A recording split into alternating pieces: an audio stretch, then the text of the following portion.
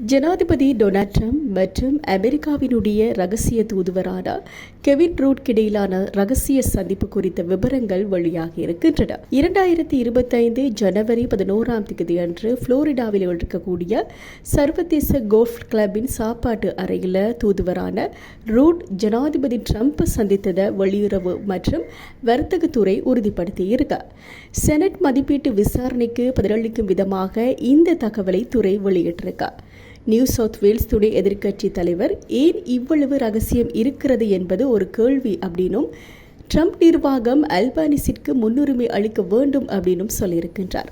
இருந்தாலும் ஆஸ்திரேலிய தலைவரிடம் ட்ரம்ப் பேசியது ஒரு சிறிய படி முன்னேற்றம் அப்படின்னு சொல்லி சுயேட்சை எம்பியான டேலி கூறியிருக்கின்றார். இதற்கிடையில் ட்ரம்ப் மீண்டும் அதிபராக தேர்ந்தெடுக்கப்பட்டதில் இருந்து பிரதமர் அந்தோனி அல்பானிஸ் அதிபரை சந்திக்க கடுமையான முயற்சிகளை மேற்கொண்டு வருகின்றார். கடந்த மாதம் கனடாவில் நடந்த G7 உச்சி மாநாட்டிலேயுமே ஒரு விவாதம் திட்டமிடப்பட்டது. ஆனால் ட்ரம்ப் அந்த இடத்தை விட்டு சீக்கிரமாக வெளியேறியதால அதுவும் தோல்வியடைந்தது.